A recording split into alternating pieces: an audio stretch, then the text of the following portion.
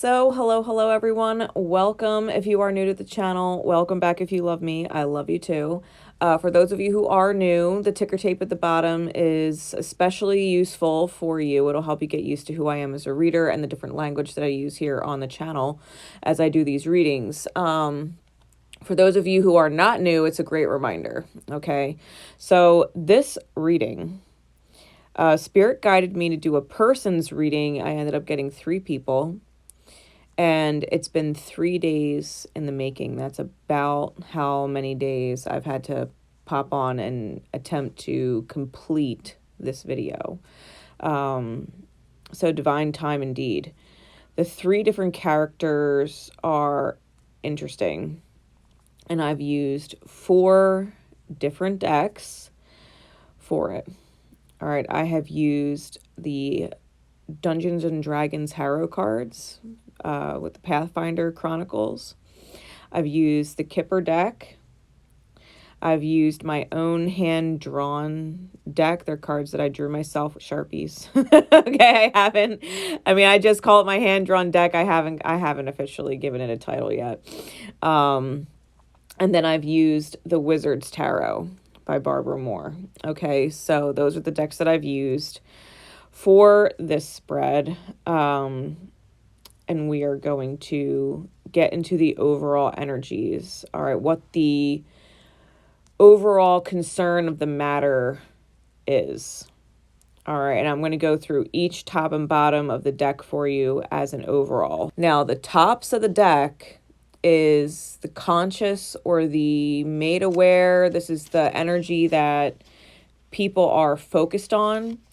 The underlying energy or the bottom of the deck is the whole point, okay? The purpose behind what we are aware of, okay? So as I'm going through these cards, understand that. So, starting with the Harrow cards, we got the Marriage on top of the deck. And we've got the Paladin on the bottom. So starting with the Marriage card. Okay. Now the book says the Marriage. It's lawful, neutral in its alignment. And it's a charisma card. Okay. It says the marriage can be a union of people, ideas, kingdoms, or other distinct things. The progeny of the salamander and water weird shows that a union might bring forth new power from both parties. Or it might be a ruinous joining of that which should never have been united. Once wedded, the two cannot be parted. This is a card of permanent change. Okay. So the marriage, what we are consciously aware of, right? It could be a union of anything, but once the union has occurred, it cannot be undone, for better or for worse, okay? This is the idea of the marriage. So we could be talking about a couple who is together. We could be talking about you and a job. We could be talking about anything involving contracts, right? Because marriage it's lawful neutral. It is contract binding, okay? Or even you coming to this idea that is unbudgeable, right? That you have married yourself to a belief system or an idea. Now, the underlying energy is the Paladin. And the Paladin is a lawful good strength card, okay? The Paladin symbolizes standing strong in the face of adversity. The Paladin symbolizes standing strong in the face of adversity. The Paladin does not back down under any circumstances. This card usually indicates the need to stay the course or do what one knows is right, even if it takes a heavy toll. If the card is misaligned, such a course might be foolhardy. All right, so if we're talking about marriage, the Marriage card, and we're talking about the Paladin, okay, this could be, in its best possible outcome, a couple sticking it out no matter what, because they are in positive alignment with each other. They know that life is difficult, but that's okay, because together they could face it all.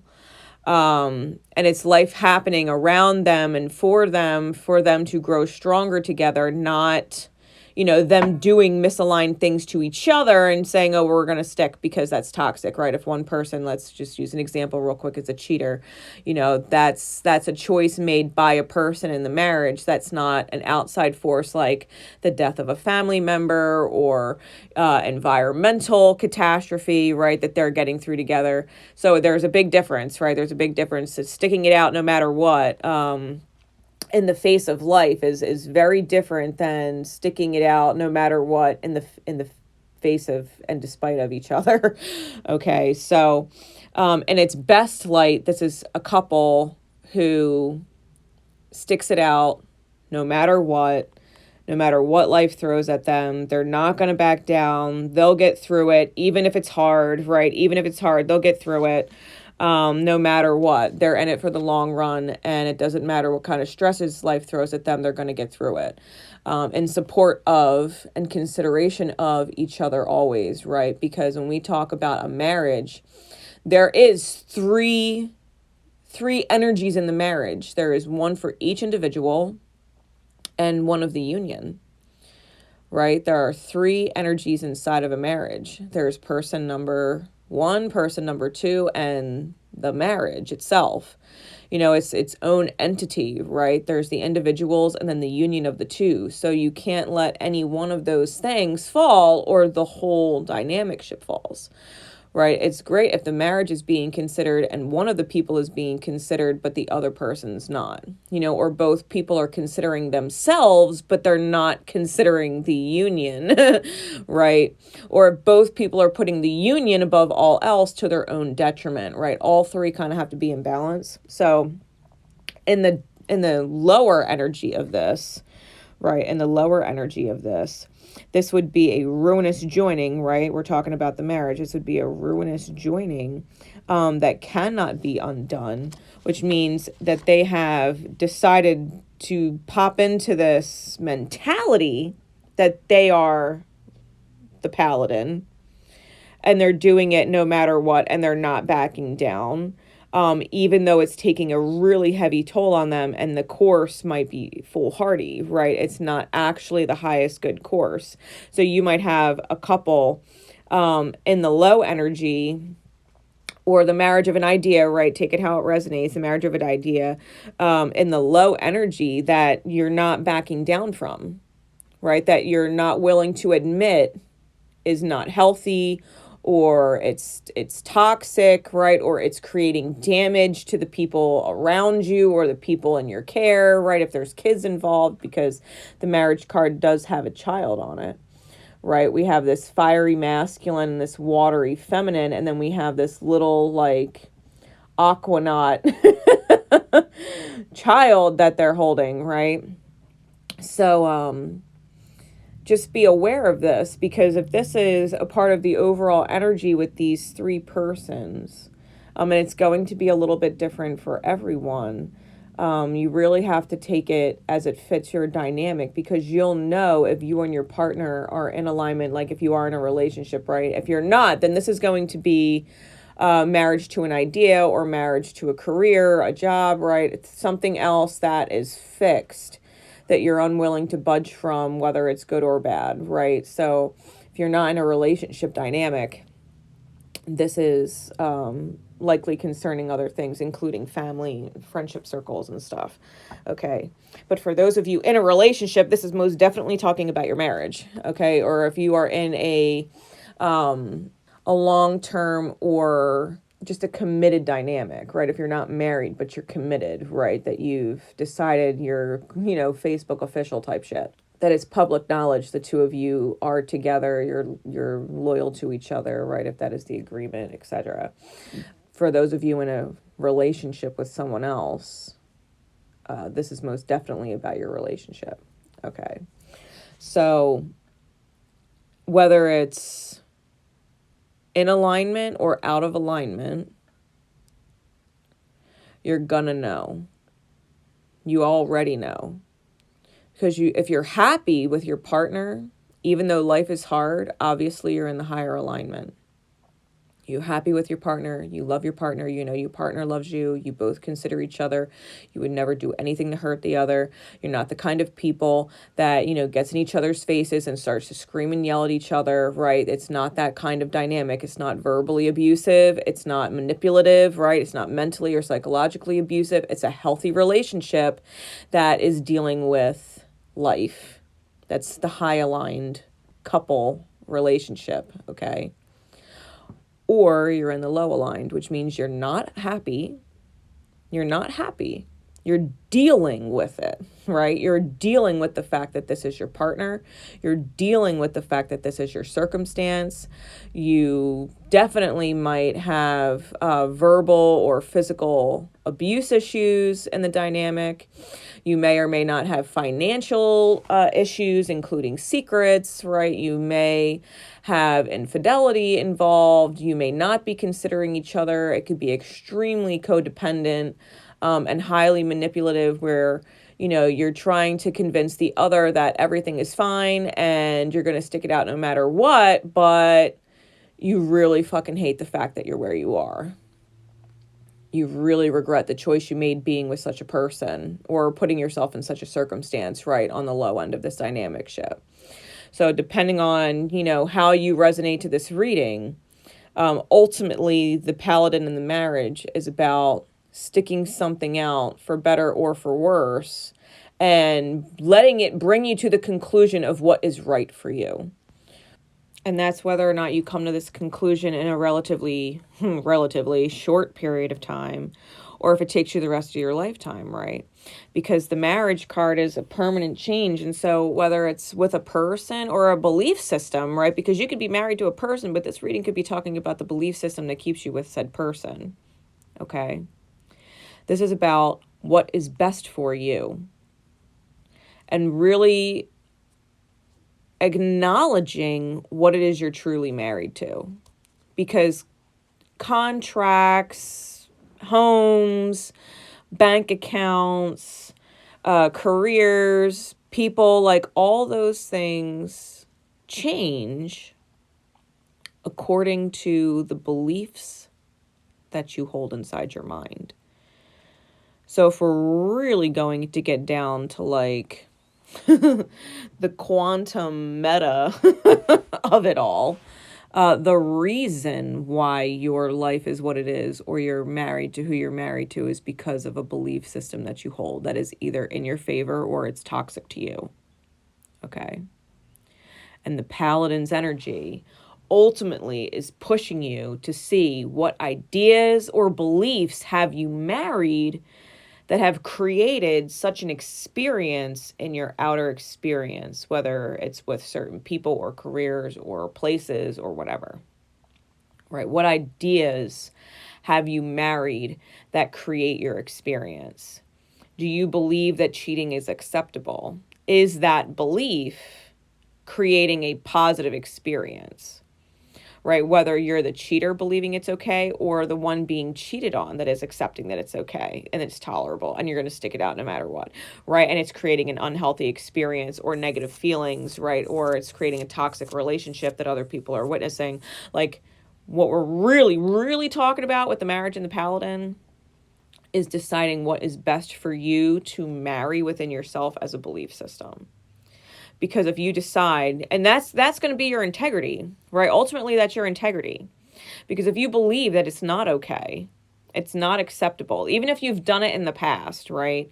Even if you've done it in the past, or accepted it in the past, if it is no longer acceptable to you, that you are dissolving the marriage you have to that belief system and creating a new one, that you're marrying a new belief. It was once acceptable and now it's not, because feeling pain is not acceptable. Feeling good is what is acceptable. Then are you going to hold to your integrity with that belief? Right? Are you going to let go of the experience created from the false or negative belief? Are you going to let go of the experience that was created from that in order to welcome in the marriage of a new experience, right? Because you've welcomed in the marriage of a new belief. So ultimately, regardless of how much time this takes, whether it is, like I said, a relatively short time or a lifetime, the whole point of this energy is to push you to making better marriages within the self, so that your outer experience is something you appreciate being married to. Right? Now, you know what? Before I get into that, just real quick, you know what another great example would be? The belief that we've got to stick it out for the kids. We got to make it work for the kids. We got to stick it out for the kids. We got to stay together for the kids. Now, I don't know about you growing up, but my parents should have got divorced. Okay? I grew up in a very Catholic-oriented family, right? My mother was Irish Catholic. My father was Italian Catholic. And once you married in the church, like, that was it. Like, till death do you part type shit. But they should have absolutely got divorced. They were toxic as hell. So, you know, growing up as a child in a toxic household, I have stuck out relationships that were toxic way beyond their expiration, right? Because I was taught and have this very subconscious, right, or unconscious belief that, you know, you stick it out. Toxicity is normal. It's normal. It's acceptable. And you stick it out, right? So I've had to kind of reprogram myself or retrain my mind to witness or experience something that's toxic and say, yeah, this is not acceptable. I'm out.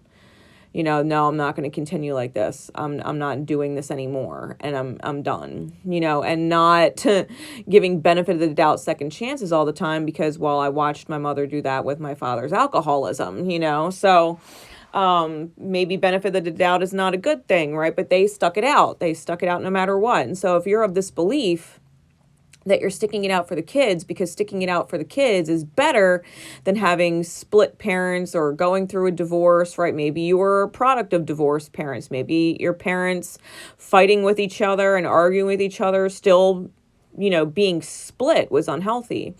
Well, if it's unhealthy to stay in a toxic dynamic despite the kids, it's unhealthy, right? Because you don't want to teach the kids that being in toxic dynamics is acceptable. You don't want them to repeat that karma, right? You don't want them to go into relationships that are unhealthy and stick them out no matter what, right? You love your kids. Then the right thing to do would be to split. And if it's not healthy to be split and be toxic with the other partner, despite being split, right, that you're still disrespecting each other, that you're still not considering each other, that you're still lying to each other, that you're still trashing the other person between, you know, your kids, well, then you can't do that, right? Then the belief that that is acceptable, that once you split, that you could still be toxic to each other is acceptable, that has to change, right? You have to marry this idea. If you want to stick it out for the kids, well, then you have to ask yourself, are the kids happy with you together, though? Because if you're going to stick it out for the kids, why? Because you want the kids to be happy. Okay, well, then the question really is, are the kids happy? Are the kids happy with the circumstance? Because if the children aren't happy with the circumstance, then the circumstance has to change. Either y'all have to change in the relationship, or y'all have to leave the relationship and change for the children to be happy with a split relationship. Like if the belief is that the children should be happy, and the belief is that we're going to stick it out together no matter what for the kids. Well, which belief are you going to hold to if those two beliefs are countering each other, right? If you believe you need to stick it together for the kids and you believe the children should be happy, and those two things are not lining up because being together, the children aren't happy, well, then you have to choose. Which one are you truly marrying, right? Which belief are you truly marrying? And can you and your partner both marry the same belief that no matter what, the children should be happy, which means we cannot partake in certain toxic behavior with each other. We have to be honest with each other. We have to work with each other. We have to, you know, X, Y, Z to make it so that the children are happy. We have to put them and their happiness above our toxic instinct and our wounded state to continue in our toxicity, right? So just as another example, right? Just as another example, if you have children. These were the first cards that I pulled in the entire reading. So this is the first top and bottom of the deck. What you have married to in belief creates your experience. And the whole point is to push you towards better choices, right? Choices that feel good. That you can choose good despite your wounds, right? That your wounds would say, no, this is what needs to happen because this is the toxic belief, or this is what you've learned, and this is what you witnessed, and this is what's acceptable. Like, this is about renegotiating with yourself.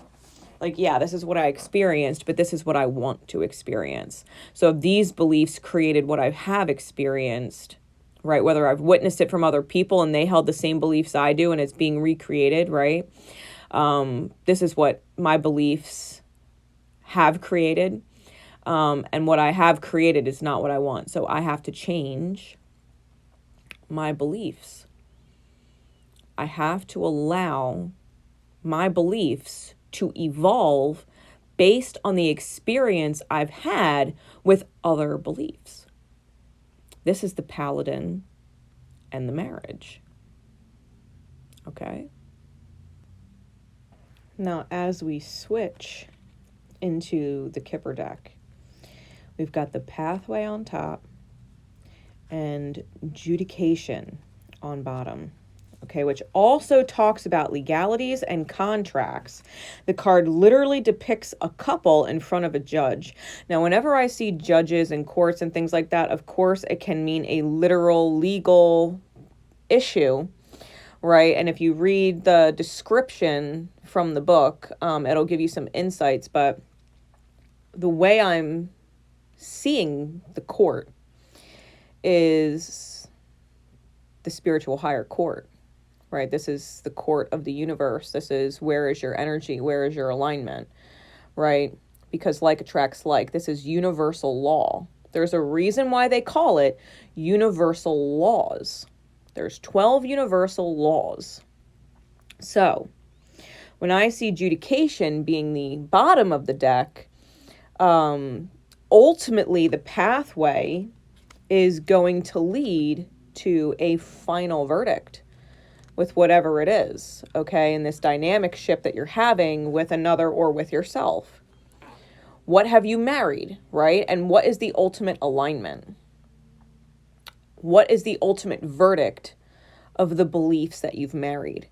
Now, the pathway being on top, because if you read the description, it says if it's behind, what does it say exactly? It says if it's behind the significator. The significator is the person being read. If it's behind the person's card, then it's a long time ago. But because it's the top of the deck, it's not behind. Okay? It's not behind. This is a long time coming. Okay? This can indicate a time frame because it's also called 2 years patience. This could indicate a time of 2 years that need to unfold. So this conclusion can be reached, right? So that this verdict within the self, this decision within the self can be reached. It can also take the rest of your lifetime, right? That you as a soul decide coming into your next lifetime, what you want to shift and change and what you want to relearn with certain other facets of yourself, right? AKA soulmates. So the pathway card and the Judication card are about time, teaching the self and other selves, right? What is and is not in alignment, what does and doesn't feel good, what beliefs do and don't create an experience that we want to have, right? As individuals and with each other, right? That two people could be of a belief system that creates an experience that they're both happy is a miracle, okay? That's a miracle. People take that for granted. The vast majority of people in this world, to be completely honest, are dealing with other people, dealing with situations that they're not happy in.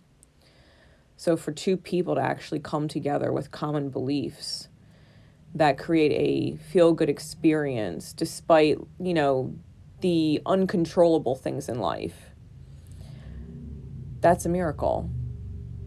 And the whole point is to get everybody in the world on the same page, right, with a similar belief system.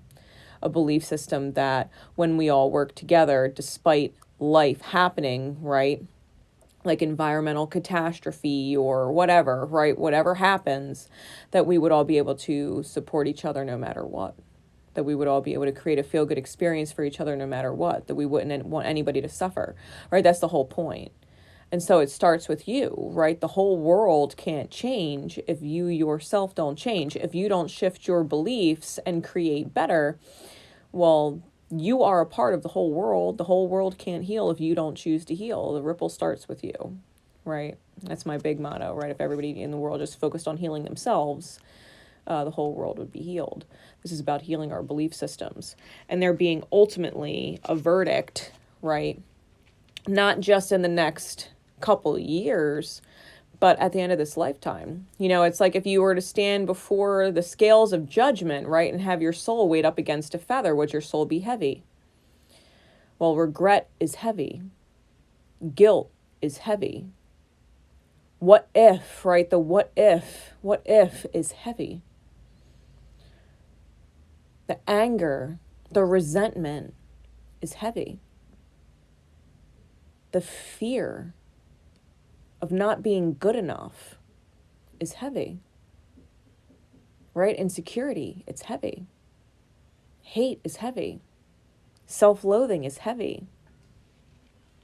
Addiction, missed opportunity is heavy, right? So when you leave this life, is your soul as light as a feather?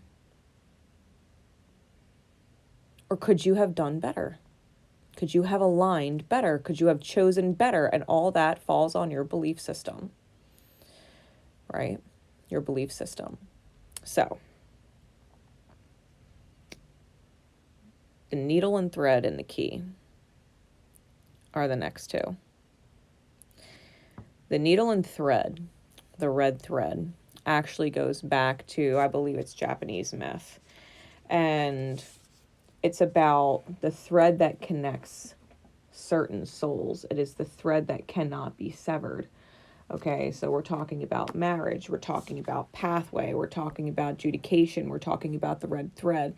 This could be a very specific reading for divine counterparts, whether you are in separation or in union, whether you are with karmic people at this present time or whether you are on your own, whether you are in union within yourself or you are still rectifying that separation to be in union with yourself, right?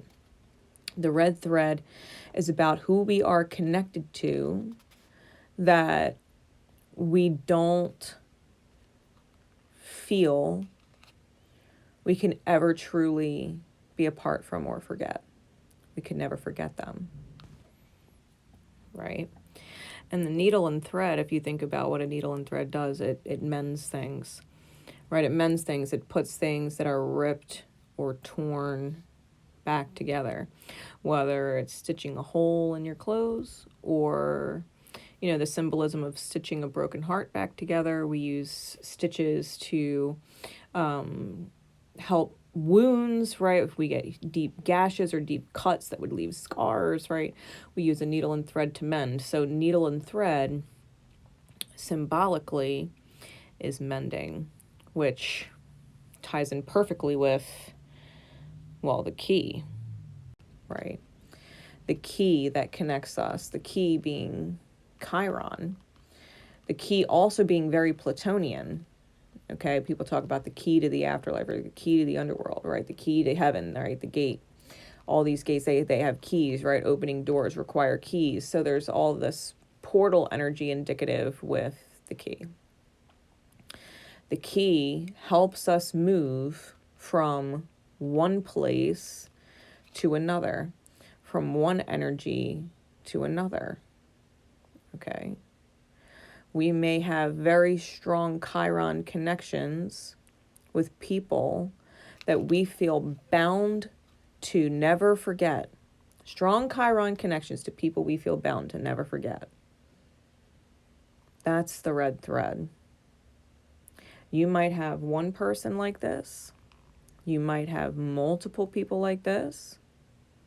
You may be like this for one person. They may not be that way for you, and vice versa. They could have been very important for a certain period of time, and then as time goes on, you don't think of them anymore, you forget them, and someone could bring them up, and you're like, oh my God, yeah, I remember that person. Geez, I haven't thought of them in a decade, like there's all kinds of different people that pop up. Some people you can never forget. And these are our Chiron links. These are our red threads. These are cords that cannot be severed. They are soul contracts in the highest that have been sent to our experience one way or another to help us heal through things, right? Chiron is a healer.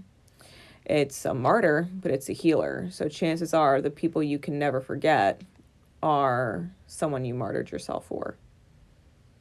Okay. And the healing that you gave to those souls, those facets of yourself, the healing that you've given. If you think about it, right, we martyr ourselves for a facet in the mirror that is us, that is wounded. So if, let's just say, I was in the mirror with someone who had bad addictions, right? Maybe they were a sex addict. Maybe they were an alcoholic, right? Maybe they had a serious spending problem, right? They had a lot of debt. Maybe they were addicted to secrets, right? I had an addict in my reflection, right? In my mirror, in the outer experience. And I was martyring myself for that individual. I was healing the part of myself that is addicted to pain, that is addicted to suffering. I was martyring myself for the outer experience that is addicted, because the part of myself that was addicted to those things, toxicity and pain, needed to heal. So the more and more and more and more and more I gave to the outer experience, the more and more and more and more I realized it's not the experience I wanted to have. And so the part of myself that was addicted to pain healed.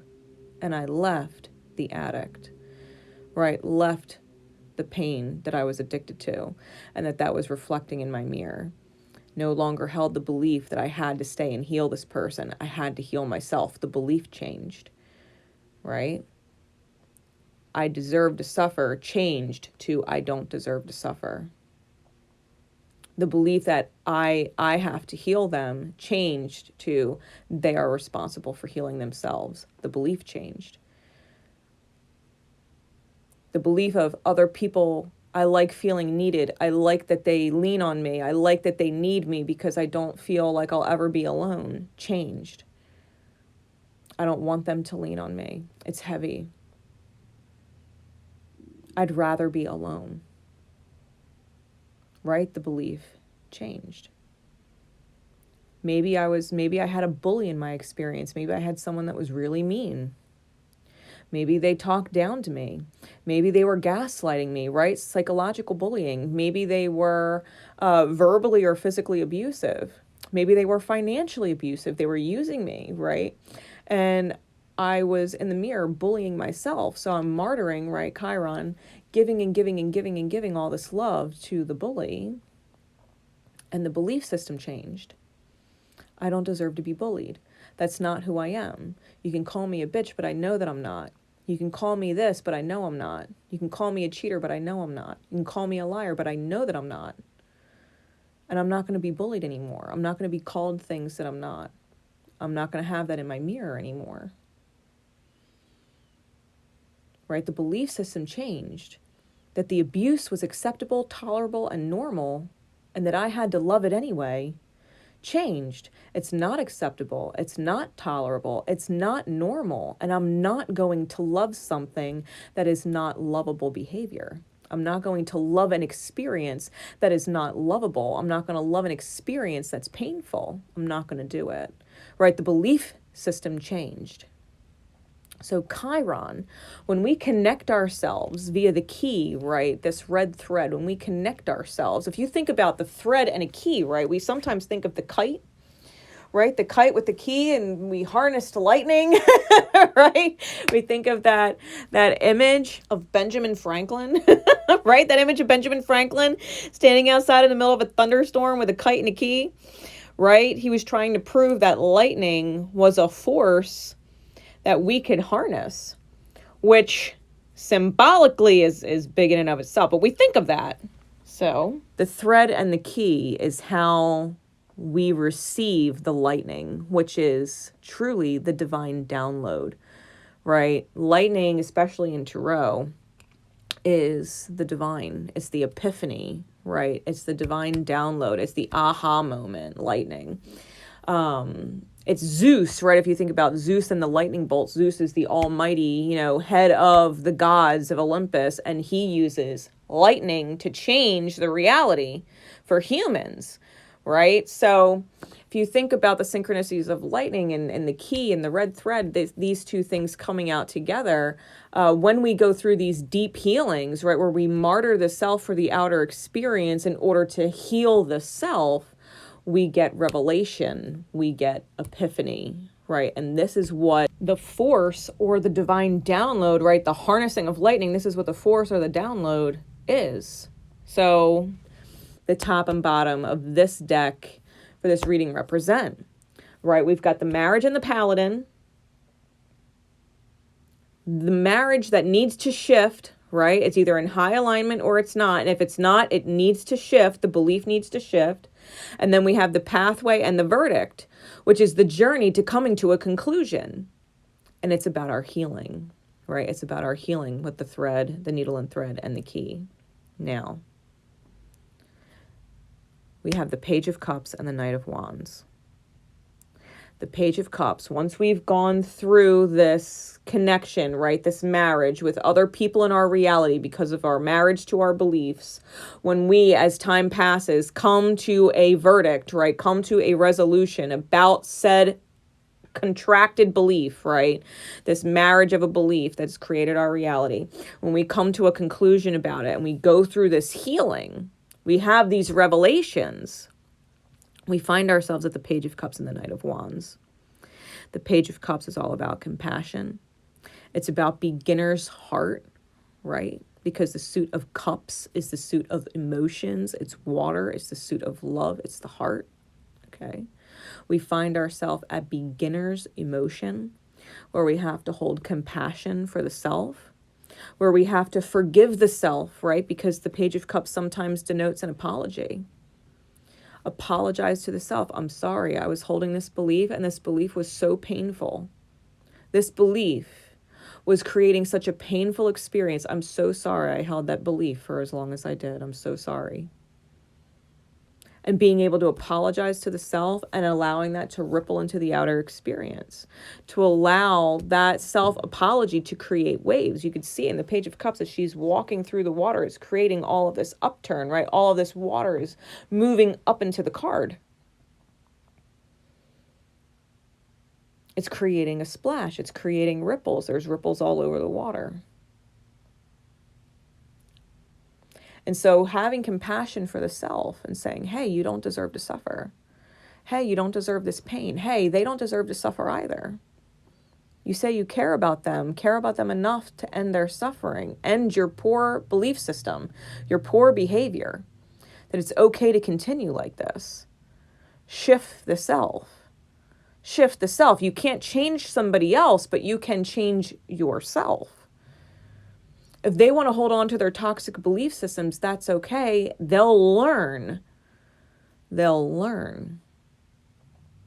The universe loves them. We all cross each other for a reason. Some people we don't forget. Not in this life or the last or the next. We'll continue to work through this healing, but it starts with changing yourself. And if you're different, maybe they'll be different. And if they continue to not be different, well, then maybe you need to change your experience with them, right? Change who you're experiencing this lifetime with. because you don't deserve to suffer, right? Compassion and mercy. Compassion and mercy for the self. It ignites, right, this evolution from the page to the knight. And the knight is driven, right? The Knight of Wands is driven.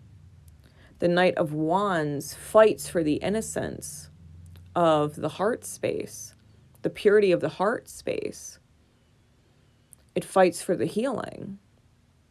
The Knight of Wands is inspiring. The Knight of Wands archetypal energy and its light rushes in. Act first, think later. Do what's in alignment. Reflect on it later. Yes, that was a good decision. It didn't feel good to be in this circumstance, and I left. The situation wasn't evolving with me. It was continuing to be painful despite my shift, which caused the parting of the ways. And so you can reflect in hindsight, right? Act now, think later. Allow yourself to do, right, the paladin, what feels good. Allow yourself to do as you are guided. As you are guided means following your feel-goods. If it doesn't feel good, stop doing it. Stop choosing it. It doesn't feel good. Choose something different. It will or won't feel good. If it doesn't feel good, shift. Stop doing it. Stop choosing it. Right? The best example I could give, and I've given it multiple times, and I will probably give it for the rest of my life. I love my divine counterpart. Love him. Super grateful for him. But being with him, the connection that we were in, I was going through a major evolution while him and I were together. And I reached the conclusion that I didn't deserve the experience, the sufferable experience I was having, because it was sufferable. And he said, yes, you do. I said, no, I don't. I don't deserve this. And he said, yes, you do. You deserve it because you choose it every day. And the lightning bolt went off in my head. And I was like, oh my God, you're right. I do deserve it because I'm choosing it. This is what I'm choosing. And in that moment, something snapped and I stopped choosing it. I said, I don't want to be with you anymore. And he said, what? I don't deserve this. I don't want to be with you anymore.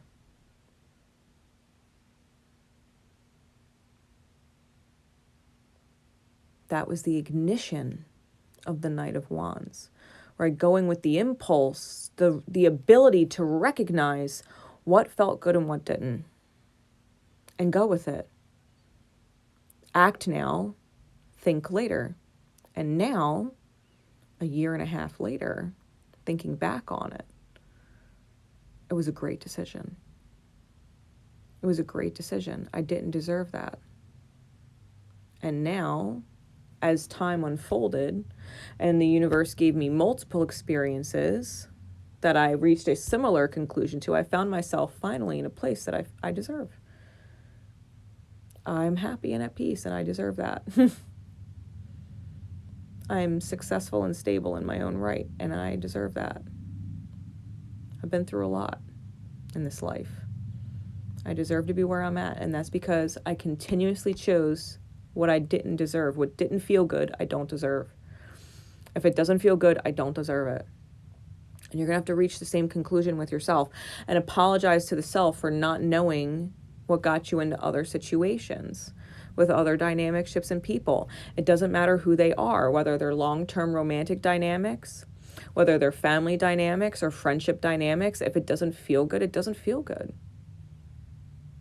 If you're in a job or you're being disrespected or not appreciated, it doesn't feel good. Go apply somewhere else. Figure it out. If it doesn't feel good to be paying out your fucking ass in rent, it's too expensive to live somewhere and you hate it, it stresses you out, go to a state that the cost of living is less. Make the move. Stop stressing yourself out. You will find a job you love with people you connect with in your new place that you can afford. This Knight of Wands is action. The Knight of Wands is action. Action is always required. And you deserve to feel good. This is about compassion for the self, letting yourself do as you're guided, and giving yourself the ability to reflect in hindsight, like, wow, that was worth it. You're teaching yourself, you're teaching your soul something new. Your soul, the facets of your soul across this globe, have suffered for thousands of years. And that is what keeps repeating until you choose different, until you choose better. So the overall message with these people, before we even get into who they are, like this is a reading in and of itself, just the overall energy, is about what beliefs have you married? Where have they taken you? Where are they taking you? What is the healing with your mirror? What revelations are you meant to have in order to heal and forgive the self so that you can move forward and choose what is in your highest good? Right, from the Paladin to the Knight of Wands. Very similar archetypal energy. What is in your highest good to choose? What feels good? And it doesn't matter what other people are doing. It doesn't matter what they're choosing, because you're going to choose how you choose no matter what. And what you choose is going to feel good no matter what. Because at the end of this lifetime, the adjudication, the end of this lifetime, it's your soul on the scale against a feather. Not your soul and their soul together on the scale against the feather. No, no, no. It's just your soul weighed up against a feather. It's not your job to heal anybody else's soul and make it light. It's not your job to heal anybody else's soul and make it light, because their soul is not going to be on the scale with yours against a feather. Their soul is going to get weighed against a feather by itself. No different than your soul is going to get weighed up against a feather by itself.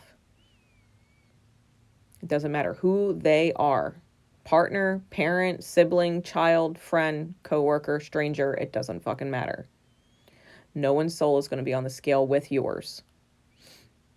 You are responsible for your own peace, your own facet. And when your soul is as light as a feather, you will move on to the next realm, the next path, the next time, space, dimension, reality that's in alignment with where your soul is. Because those whose soul is not as light as a feather, they get reincarnated here. The earth is heavy. It's a very heavy, mundane object. If it's lighter than a feather, it's pure energy. It's pure light. It moves on to a realm that is pure light, pure energy. The weight of your soul decides where you go.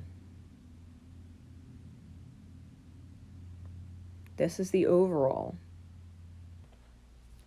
So if this message has helped you so far, if it's already got your wheels spinning and it's already putting things into perspective for you, definitely drop a like on the video and help the algorithm reach other people who might most definitely need their wheels spinning, right, in a perspective shift.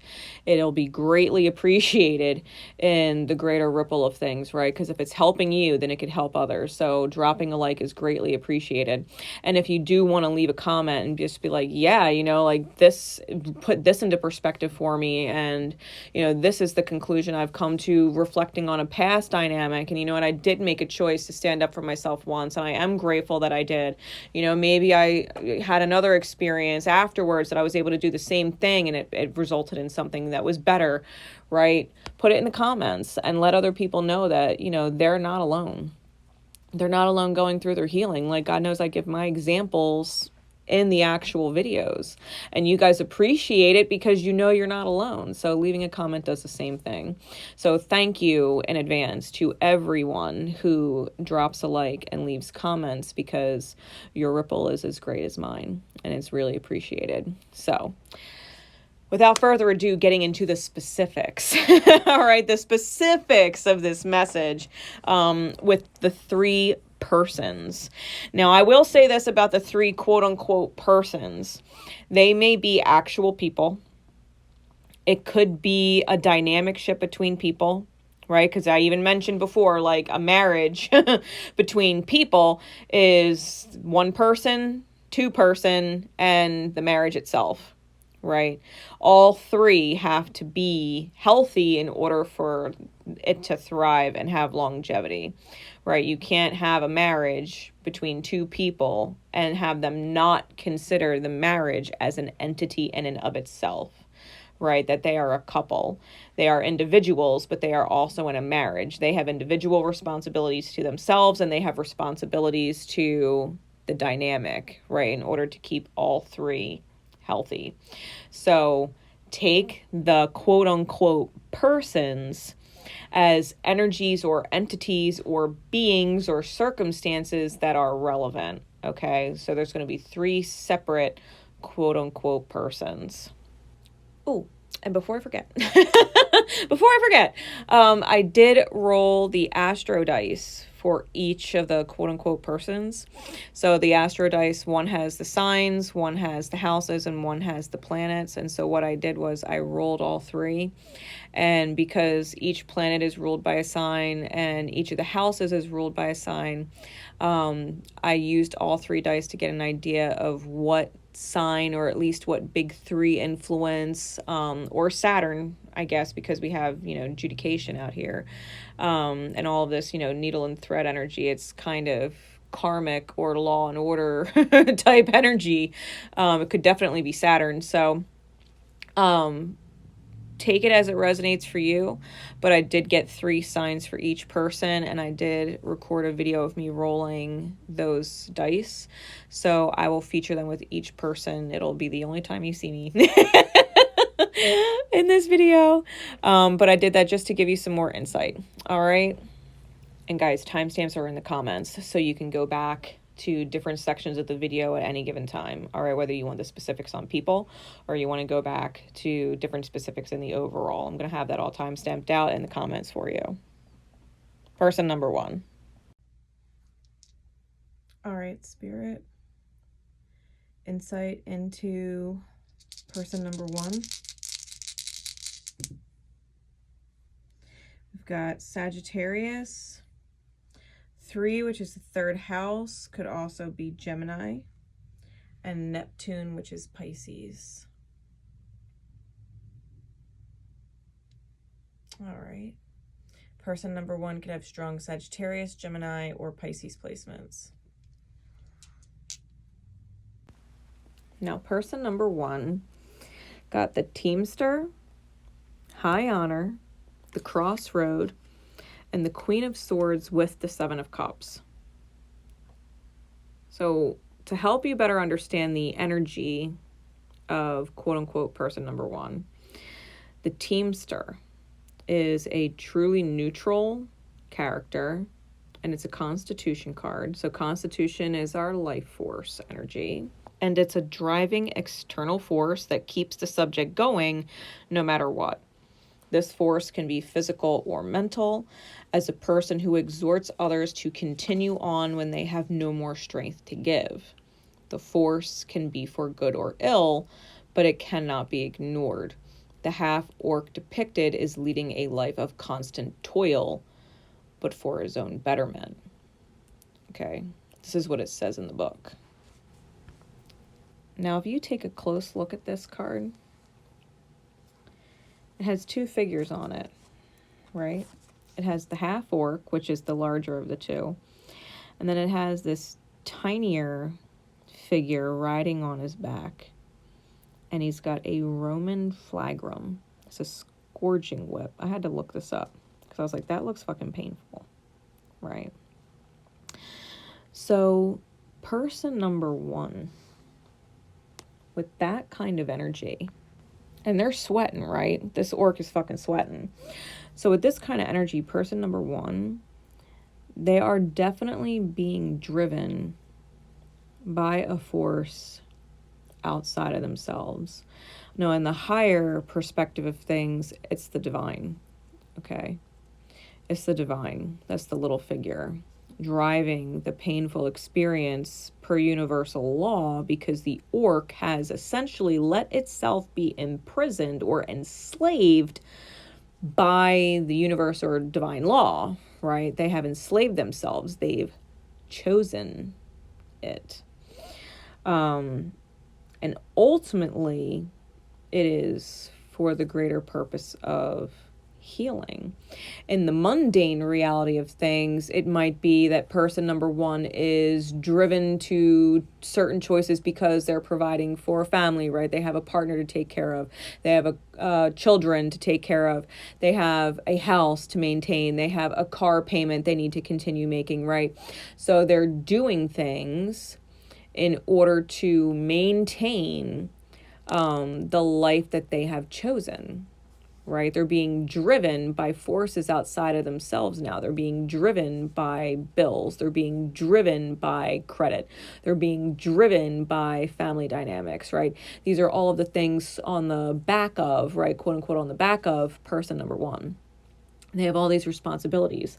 Because a Roman flagrum is also indicative of what was used to whip Jesus Christ, it can also represent the crosses in which we carry, right? We carry the crosses or burdens of fill in the blank.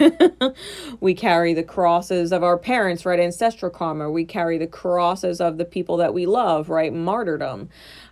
We carry the burdens of other people and make it our own. So these are the things that are punishing us. These are the things that are painful. And you're not allowed to think. You're not allowed to feel, because you just have to do.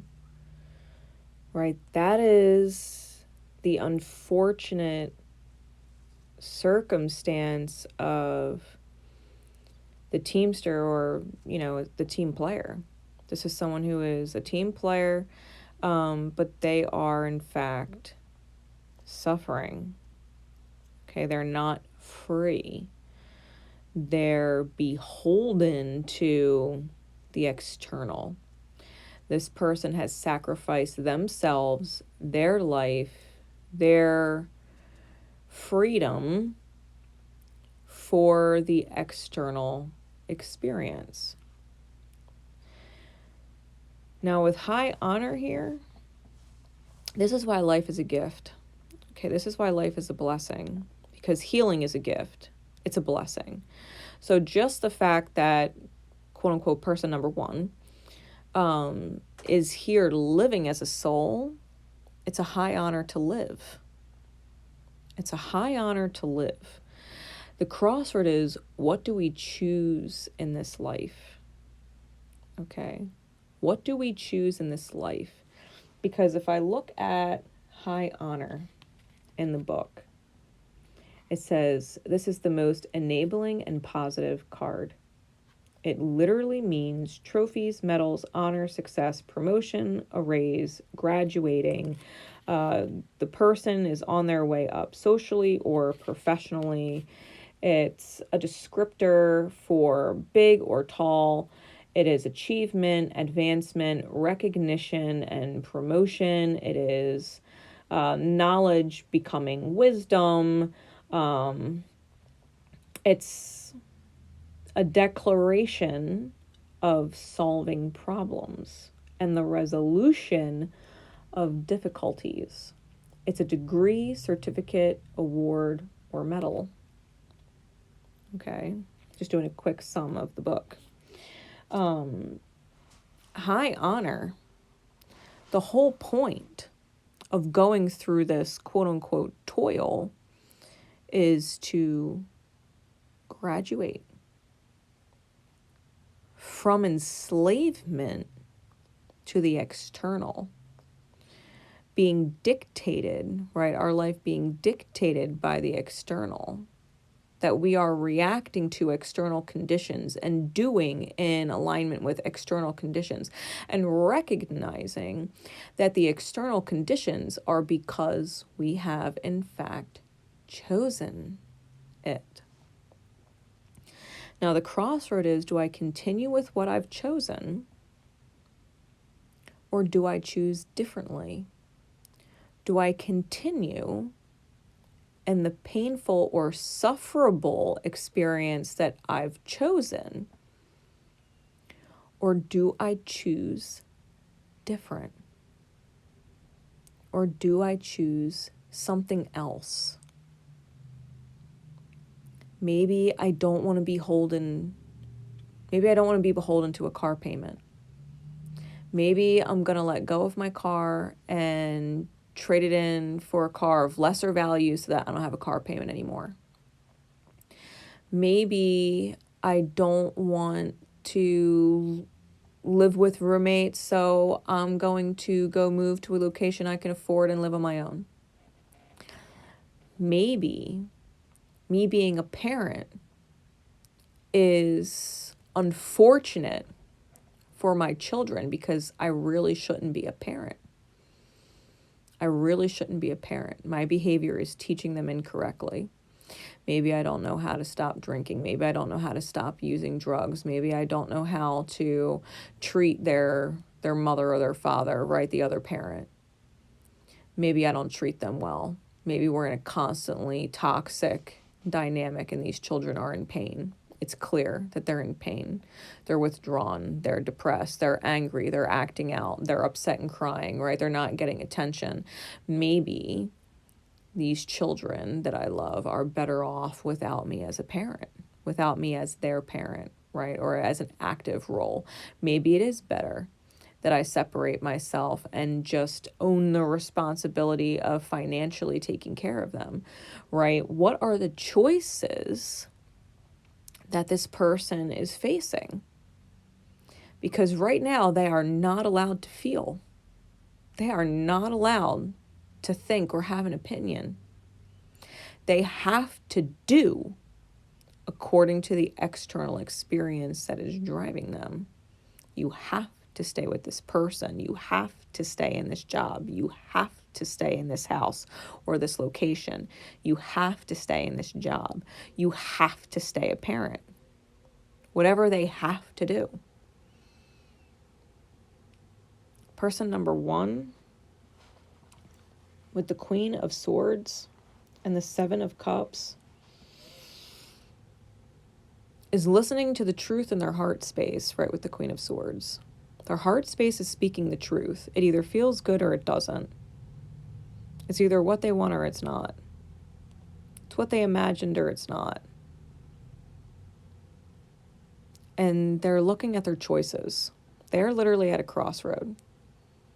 The orc, right, the half orc, is deciding whether or not it wants to stay emotionless and thoughtless, or if it wants to free itself.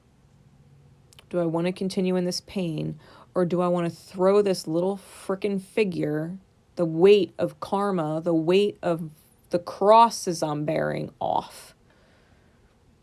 Do I want to drop it and say, I deserve better than being enslaved to the crosses of karma that I've learned and repeated? Do I want to graduate? Do I want to come out of this cycle? Do I want to see what other lessons are out there for me to learn? What happens when I embrace what feels good and stop beating myself? When I stop whipping or lashing myself with life? What happens when I reclaim my life? Because the Teamster has given up their life to be enslaved to the external force. What happens? This is what person number one is questioning. What happens if I reclaim my life and I'm no longer enslaved? I have all these choices in front of me. So person number one could be in the process of this or has literally chosen it. Is literally choosing it now, right? Because once you take off the enslavement of the external reality and decide, I want a new life. I want my life back. And it's going to be whatever I decide it's going to be, but it's not going to be this anymore. I want it to be something else, right? The minute that person number one reclaims that they have all these options, they're free. They're not being dictated by the outer experience anymore. They're not being told what to do anymore. They're choosing it for themselves. And the Seven of Cups is all these choices. What do I pick? Well, it could be any number of things, including going back into the same lesson cycle, the same pain cycle, allowing somebody else to be the little person on your back, right? This is about person number one being stuck where they are, being stuck in the maze, and deciding that they don't want to be in it anymore. They don't want to be stuck in the maze. That's where person number one is. And again, they could have strong Sagittarius, Gemini, or Piscean placements. Okay, that's person number one. Spirit, give us insight into person number two.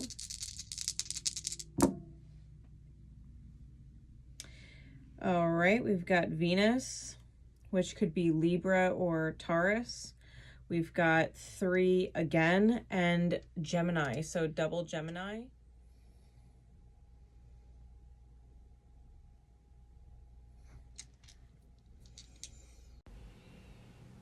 So person number two could have significant Taurian or Libran placements or Gemini placements. Okay. Now, as we look at these cards, person number two, we've got the Queen Mother, Change, the Wall, the 5 of Cups, and the Chariot. Now, the Queen Mother, if we look in the book, is lawful neutral and a wisdom card. All right, the Queen Mother is knowledge personified. The Formian knows all, but does not reveal anything to anyone who does not show her proper worship. She is fond of the powerless and the underclasses, for they serve her when the more powerful refuse. She represents the need to become part of a society or to bow before those who know more than you. So, person number two, okay, first of all, she's a huge ant on the card. And ants represent the need for patience, and they are pests, right? Nobody likes ants inside their home. They get annoyed with ants being outside, especially fire ants, right? You don't want to go outside and hang out if you got fire ants in your lawn. So, like, ants are a pest, okay? And they do represent patience. They do also represent teamwork because ants are hive-oriented, right? Everybody has a role. So the Queen Mother loves using the teamster, person number one, as her ant peon, okay? Person number one is enslaved to person number two. Person number one is powerless. They are not allowed to think. They are not allowed to feel. They have to provide whatever service they need to provide for person number two. It also represents, right, the need to become a part of society or to bow to those that know more than you. I don't know, like your parents, like other people that you looked up to or idolized in life that were older than you at the time, right? The need to become part of society. What happens when you become a part of society? Well, you're also beholden to the judgments of that society, the ideals of that society, the traditions of that society, and the opinions, right, of that society. When you become a part of a society, you get everything that comes along with it. The judgments, the expectations, all of it. So, person number 2 is someone who drives person number 1 to create an experience deemed acceptable by the society. Mind you, she's still a fucking ant. Okay? Still just an ant. It's tiny. It's minuscule. Now, person number 1 may be looking at person number 2 like they're everything, right? They're in service to and worship of person number 2. I will do everything for you. I won't think and I won't feel because I'm carrying the burdens of you on my back. I'm carrying you on my back so that you don't have to do anything, so that you don't have to suffer, so that you don't have to heal. I'm going to give up my life in service of you. And person number 1 may feel that suffering in honor of person number 2 is an honorable thing. It's an honorable thing to sacrifice yourself for person number 2. Listen, person number 2 just loves the fact that you're enslaved and they don't got to heal. Okay? They're an ant. And they're a pest. They're an energetic pest. And they're hive-oriented. Fulfill your role and serve. Fulfill your role. Serve the queen. Serve and be accepted by society. Serve and be accepted by society. So that you don't have to face society's judgments. Fulfill society's expectations. Right? Person number 2 represents the chasing of acceptance by other people. Maybe they want their family to accept them. Maybe they don't want to be judged by people outside of their family. They want to be accepted. See, I have the happy family. We have a mommy and a daddy and all of our kids and the perfect house, and we have 2 dogs and a cat. See, I'm acceptable. Person number 2 is chasing acceptance. Person number 1 is the martyr. They think their suffering is honorable. And person number 2 is chasing acceptance from those who are more powerful than her, right? More powerful than the Queen Mother. She wants to be accepted. She wants to be respected. She wants society, quote unquote society, to tell her she's not a fuck up. Think about that. Now I say her because it's Queen Mother. It's a feminine on the card, right? But take it as it resonates. It doesn't matter who this is. Person number 2, they just want to be acknowledged as not a fuck up. And so they've got these peons, right? These mindless, feelingless people that they are controlling, that they've enslaved, that they have given up their life in service of person number 2 to say, see, I'm not a fuck up. See? Respect me. I fit society's standards now. And if you want to be accepted by society, then this is what you have to do to get it. This is person number 2. The thing about person number 2, though, is we've got change and the Chariot. Now, the change card literally has a vehicle on it. It has a vehicle with furniture packed up in the back. And the chariot, we know, is all about movement. It's literally a figure riding in a chariot, which is also a vehicle. Person number 2 with the 5 of Cups is fucking depressed. This is literally a figure, a feminine figure, crying into her hands. Crying. And I'm going to show you this card. All right, take a look at this card. Because the card has the 3 cups spilling, right? They're spilling into the water or floating in the water. And then the 2 cups behind the figure are in the tree, and there's a clock in the tree. Now, the clock is indicative of time, which is indicative of Saturn, right? Because Saturn is the lord of time. And 2 cups still standing inside the tree being family, okay? 2 cups is a soulmate. And this soulmate, right, the 2 cups being in the tree, indicates someone who is considered blood family to person number 2 or soul family to person number 2. All right, this is someone who they would consider family. It could be an adopted parent or a step parent. It could be a friend.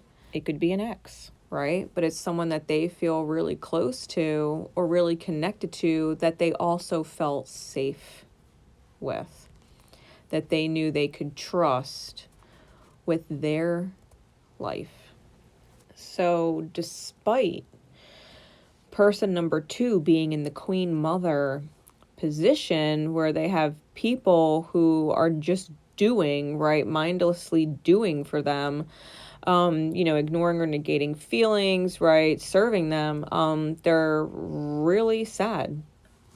They're really sad, and they don't actually want to be in this life, right? They don't actually want to be in this position, even if they've achieved some kind of societal norm, right, quote unquote norm in their own mind. They're wildly unhappy, and they're filled with regret, right? The 5 of Cups is regret. And we've got this wall. And the rainbow is on the other side of the wall. So person number 1 and person number 2 being in their experiences together, they're both in the same boat energetically with each other. Person number 1 is also person number 2. And person number 2 is also person number 1. Now, who's enslaving them may be different, right? Person number 1 might be enslaved to person number 2 because of a belief system. They might want to be accepted by society or by their family, and vice versa. Person number 2 might, be enslaved to person number 1 because they also want to be accepted by society, right? So these 2 people are in each other's reality for a reason. And they're both considering change. I think they both are aware they're stuck, right? Person number 2 is on the other side of a wall, and what they want is the rainbow, and it's not on the side of the wall they're on. It's not. And they're sad. Both of these people are unhappy, right? One person is being whipped and scourged, right? Because they think it's an honor, or they think it's honorable to do that, right? And another example would be like a mother sacrificing herself for her children, right? Maybe she's given up her career. Maybe she's given up her individuality. Maybe she's given up all kinds of things to be a mother. And see, I'm acceptable by society, right? I had kids, and I'm a good mom, right? So the wall being present for person number 2, and in that same sense with person number 1, they're at a crossroads, because what they want is not where they are.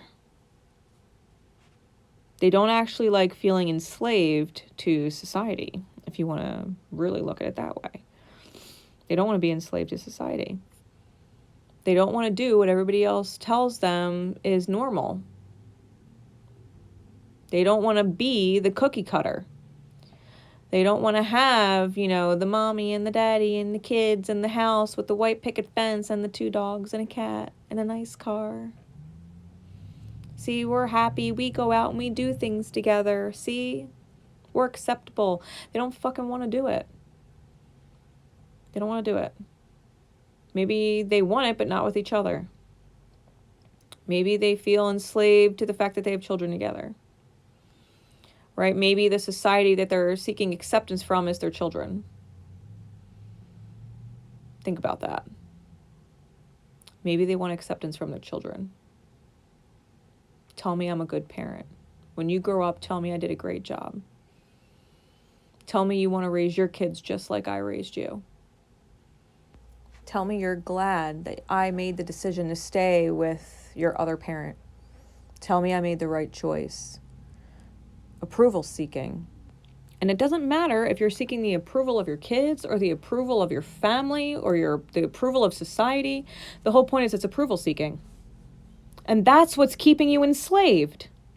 The approval seeking. Approve of me. Tell me I'm not a fuck up. Do things just like me so that I know I'm not a fuck up. Because if you choose to do what I chose to do, that means I must have done it right. And if I did it right, then I'm not a fuck up. And I am terrified of being a failure and fucking up. I was taught from the time I was little to stop being a fuck up and that I'm a failure and I don't do things right. I've been taught that since I was a kid. Just like my parents were taught that when they were kids. Just like their parents were taught that when they were kids. And I'm going to teach that to my kids. I'm going to constantly correct them and I'm going to constantly tell them they're fucking up and that they're failing. They're not doing it right. They're not existing right. They're not being right. They're not being normal. And we're going to continue this cycle. And no one's fucking happy. Approval seeking. Just do it. Do as you're told. Serve. Serve and be accepted. Don't feel. Don't think. Just serve and do as you're told. And be miserable. And cry for change. Person number 1 and person number 2. Everything you want is on the other side of that wall. What's the wall? Well, fear. Everything you want is on the other side of fear. Fear of being judged. Fear of not being accepted. Fear of fucking up. Everything is on the other side of that wall. It's a choice away. You're stuck here. Everything you want is on the other side of fear. Getting into person number 3. Okay, Spirit insight into person number 3. We've got Venus, so Taurus or Libra. We've got Aquarius, and we've got 10. 10 could be Capricorn. All right, so person number 3 could have strong Taurus, Libra, Aquarius, or Capricorn placements in their chart. Now, they got the Peacock reversed, sudden wealth, the Cauldron reversed, Page of Swords, and the 8 of Wands. The Peacock, per the book. It's a neutral dexterity card. And it says, the peacock is a creature of astonishing beauty, but it is a beauty that can only be retained if frozen like cockatrices' statues.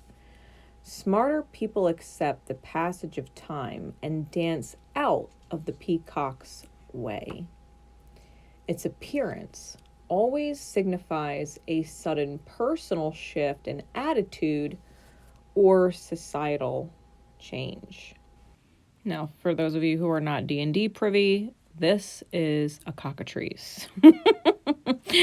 All right, if you want to pause the video and take a look and read it, then you can, but that's a cockatrice. Now, if you look up peacock spirit medicine, right, and I literally Google searched peacock animal spirit guide meaning. It says people with peacock spirit animal are creative and resourceful, finding new ways to solve problems. You also help others get their creative juices flowing and help them see old things in a new light. You want to make the world a better place and have a high level of integrity. You embrace change even when it's scary. Okay? This is peacock medicine. Now, what I found interesting with the peacock coming out reversed, and this idea that the only way to have it and keep it is to freeze it, right? Per the book, it was talking about it can only be retained if frozen, like a cockatrice's statues, right? If it's essentially scared stiff. And people, it says smarter people accept the passage of time and dance out of the peacock's way. I feel like with it being in reverse, that it's an unfreezing. Or instead of, people dancing out of the peacock's way, to instead follow in the peacock's footsteps. They believe in a better world. They change the perspective of people. I feel like these energies, especially with the other cards, right? We have 11, which is a self-mastery number with sudden wealth. We have the cauldron in reverse, which is the breaking of a spell or the breaking of a curse. And we have this Page of Swords, 8 of Wands, which is beginner's mind, right? The Page of Wands is the first of the Royal Court cards in the Suit of Swords, and it rules thoughts, right? The mind. And the 8 of Wands is known to be a communication from spirit card. It's a divine download. It's an abundance, right? The 8. It's an abundance of fire, which is the suit of spirit. Wands is fire, it's spirit. It's an abundance of spirit. It's a divine download. So being in beginner's mind, right? Forgetting everything you think you know. What if everything you thought you knew was wrong? What if all your belief systems can get thrown out the window? This is the teaching of the peacock. And instead of being frozen, instead of people dancing out of its way, the peacock is very much unfrozen and alive and dancing with people. It's broken the spell. The curse is over. It is not afraid to change. It's not afraid to change. It changes even when it's scary, right? The peacock jumps and takes a leap of faith, even if it's scary. It overrides fear. It's on the other side of the wall. It overrode fear. It's on the other side of the wall. We have this evolution, right, from person 1 to person 2 to person 3. Because person 2 was dead set on changing. They were miserable. They were miserable. All this service from others, and they were so fucking unhappy because they're bending to societal norms. Person number 3 escaped society's expectations. They said, fuck society. Fuck what you think is right. Fuck what they think is right. Fuck what I was taught. I believe in something better. I believe in something better. This is sudden wealth energy, self-mastery energy, the breaking of curse energy, sage energy. This is high energy. This is someone who has created stability and harmony in a higher perspective in how they do things. How they do things is divinely aligned. They're doing as they're guided. They don't care what other people think or don't think, feel or don't feel. All the peacock person number 3 person knows is that they have thoughts and they have feelings and they have an opinion about their experience based on those thoughts and feelings. And if it doesn't feel good, they change it. Even if it's scary. Person number 3 is not enslaved. And they are not the enslaver. Person number 3 is actually free. Person number 3 is actually free. Because person number 1 is truly enslaved to person number 2. They're not allowed to think or feel. They have to do what everybody else needs them to do, and they just do it.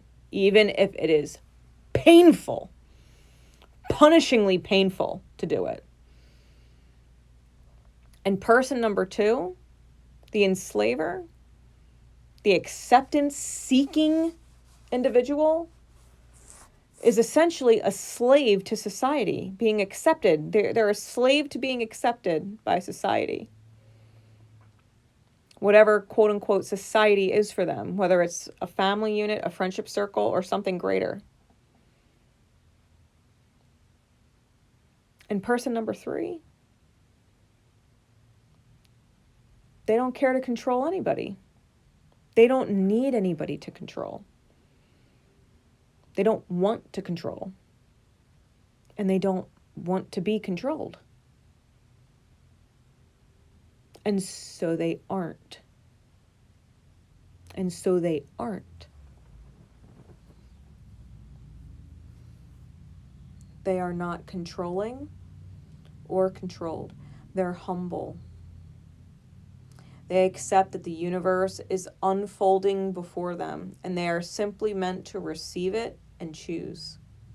Receive it and choose. Masculine and feminine energy in union with the self. That's what the 11 is, self-mastery. It's the masculine and the feminine side by side as equals. I receive the experience and I choose. I receive more experience and I choose. Until I have mastered my experience.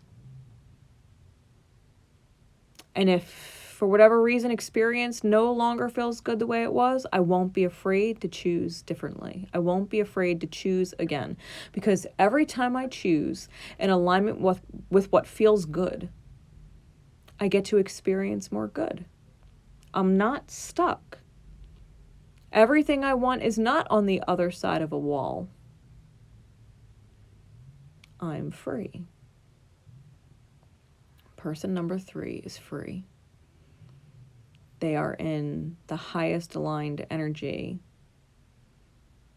there is.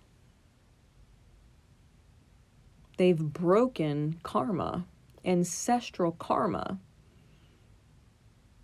They beat Saturn, so to speak. No different than Zeus beat Kronos, Jupiter beating Saturn. You're in your blessing energy, your fortune energy. That's Jupiter. Sudden wealth, abundance, lottery, luck. All the symbolism on that card, that's Jupiter. Jupiter beats Saturn.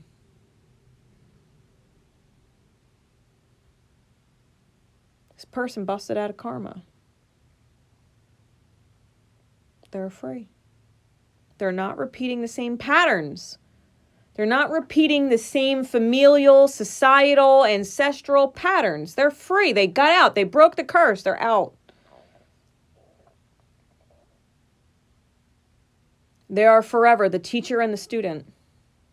And they love it.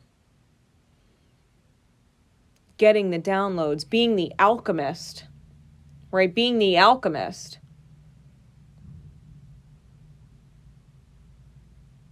Person number 3.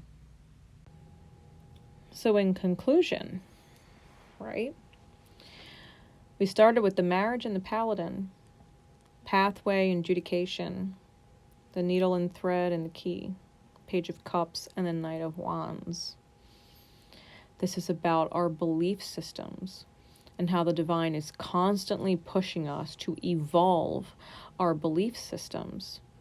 We walk down this path where we are constantly judging our own energy and what it manifests, and are sent people in divine time People we could never forget to help us heal, to help us learn, to help us evolve, to help us forgive the self for our ignorance, right? Because without the experience, without the martyrdom, without the suffering, we wouldn't be able to heal and learn.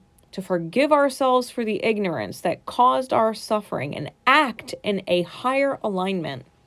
To choose in higher alignment. To learn through this process of being enslaved to the experience of life, that the forces greater than ourselves, outside of ourselves, enslave us, and then evolve into the enslaver and realize that we are not happy at all, and evolve again into our freedom, where controlling and being controlled is not an option. Or you can even think about it from the perspective of, as children, we're enslaved to our parents. Whatever they choose for us to experience, we're kind of enslaved to it. We can't choose outside of that. We're beholden to our parents. Whatever our parents choose in their life dictates our life. Our parents choose to stick around, that dictates our life. They choose to split, it dictates our life. They choose to fall into addiction, that dictates our experience, right? All of it. We go from the enslaved to the enslaver to freedom. Where being controlled and being controlling don't exist. Unfortunately, for a lot of people, that only happens after we fucking retire. When our kids are grown and out of the house, right? But who said? Society? You're not allowed to be free until you're done working, until you're done being a parent. You're not allowed to be happy. You're enslaved to society's rules. Well, the peacock said, fuck that. If it's not a fuck yeah, it's a fuck no, motherfuckers. You know what I mean? They said, who said? Who said I can't be happy now? Who said I have to control now? Who said I have to be enslaved to something bigger than myself, to something outside of myself? No matter what it is I'm enslaved to, controlling my experience. What they do affects my experience. What they choose dictates my experience. Fuck being enslaved. I want to be sovereign. I don't want to enslave other people. I don't want to only have everything I have because other people are doing it for me. I don't want to be enslaved to a relationship, to a partnership, a marriage. I don't want to be enslaved to somebody and have to do whatever it is that society expects of me. I don't want to seek acceptance from them anymore. I don't give a shit. So what? Maybe my parents would be so upset if I decided I didn't want to be a parent anymore. You're my child. You can't walk away from your children. It's society. You can't do that. You're a horrible parent. You're walking away from your children. Says who? Maybe I'm a shitty parent. Maybe I'm hurting my kids. Maybe I'm a shitty parent if I stay. Maybe I'm a shitty parent if I continue to enslave them to my choices because I got healing to do. Maybe they're better off with other parents. God, people who put their children up for adoption get the biggest fucking slap from society. Oh, you gave your child up for adoption? Yeah, because I really wasn't ready to be a parent. I know I made choices that ended up with me being a parent, but I'm a really shitty parent. And it's probably better that that child is in another home with new parents. Because if I were to continue being their parent, their life would be worse than with other parents. Even if their life with other parents isn't perfect, it's still better than anything I could give them.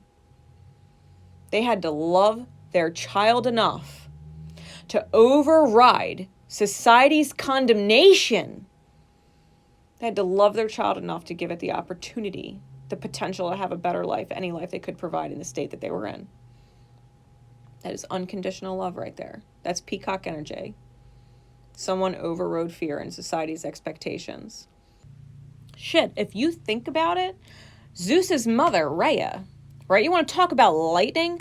Zeus's mother, Rhea, disguised a stone to give to Kronos, who was eating all of his fucking children over a prophecy that one day his child would overthrow him. We're talking about Saturn, right? Kronos being Saturn. Zeus was literally given to another fucking family. Rhea gave Zeus to another family so that he could break Kronos energy. This is about Saturn retrograde. Undoing Saturn. Undoing familial karma. You know, and it's no surprise to me because I was literally just having a conversation the other day and I was talking about how Saturn usually indicates who we marry. Think about that. Saturn, who is the lord of karma, pain, time, restriction, right, is also common in synastries between married couples and long-time partnerships. Why? Why?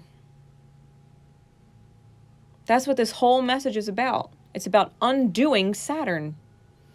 Undoing karma, undoing restriction, undoing pain, undoing suffering. That's what this whole message has been about. To get out of the karmic dynamics that keep us in person 1 and person 2 energy so that we could free ourselves in person 3 energy. Right. Why don't we give another example, right? Besides being enslaved as children, and then being enslavers as parents, and then finally becoming free after we retire, right? Why don't we give the other example of how we stay enslaved, right? How we stay enslaved even beyond that, right? Maybe your elderly parents are sickly and you need to take care of them,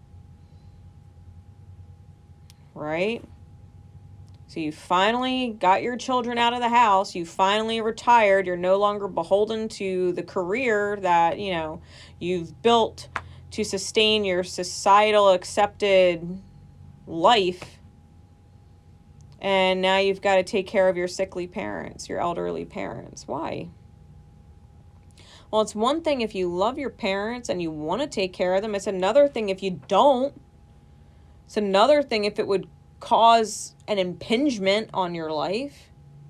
You know, some elderly people are active. They go to the store, they come home, they pet their dog, they're out in the garden, they go to sleep, and they just don't wake up in the morning. They're active and loving life all the way up until the day they die. Sometimes they don't get sickly and old.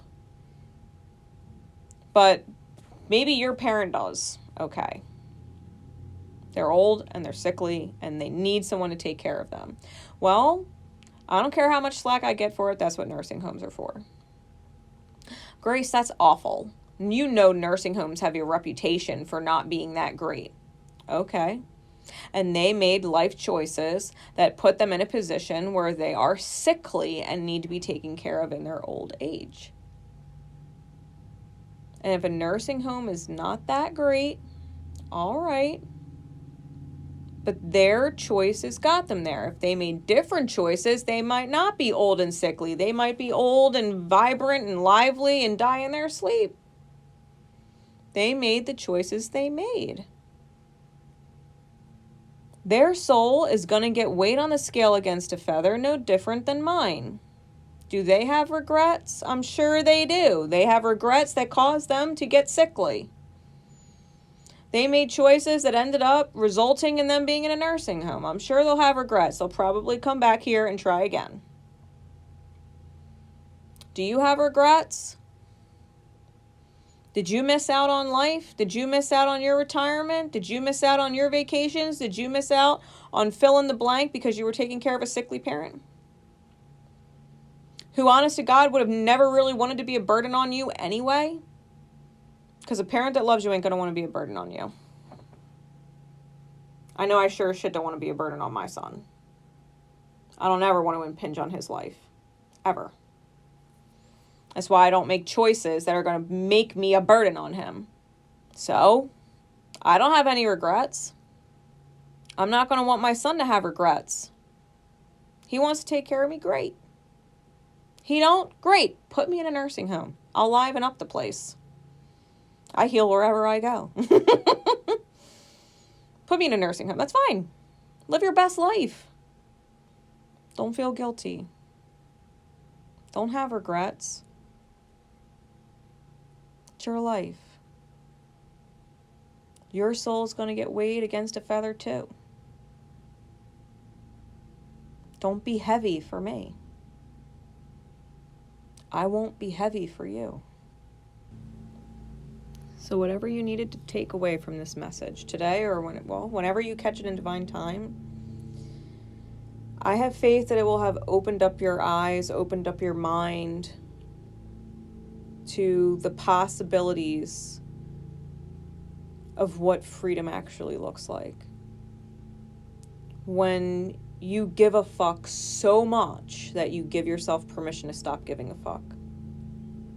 In all seriousness, because that's exactly what it is. Caring so much, loving so much, that you stop caring and override fear. That you stop caring about what it is you're afraid of. That you stop giving a fuck about society's norms and society's expectations and society's judgments and what they're going to say. And live your best life. What contribution you will actually end up making in the world when you break out of these Saturnian cycles. When you break out of karma. When you release the curse, so to speak. I hope that you appreciate looking back at the end of your life. I hope you appreciate looking back at your life and saying, you know what, I'm so fucking glad I woke up. I'm so fucking glad I took that leap of faith on myself. I'm so fucking glad I overrode that wall of fear that was blocking everything I've ever wanted in life. I'm so fucking glad. Because that's all I want for you. I only want your highest good. I have it written in front of me on my table, and I'll read it for you. It says, Spirit, I know the power I hold within me is great. And for this reason, the only intention I will ever truly hold is for the highest good of all. This is my promise as a keeper of intentions. For with all my power, I believe in love and the healing of all souls, and so it is. You have permission to override all karma, familial, societal, and ancestral. Maybe you are the prophesized one. And life has tried everything to diminish you, everything to eat you alive, and yet you still thrived. You still succeeded. And you broke those chains. Matter of fact, you didn't just break them chains, you fucking shattered them and turned them to dust. Ain't nobody fixing that shit. So kudos to you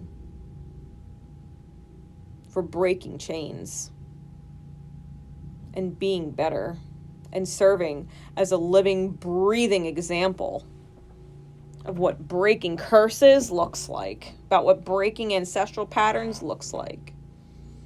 You're a powerful soul. And I'm glad you ain't frozen.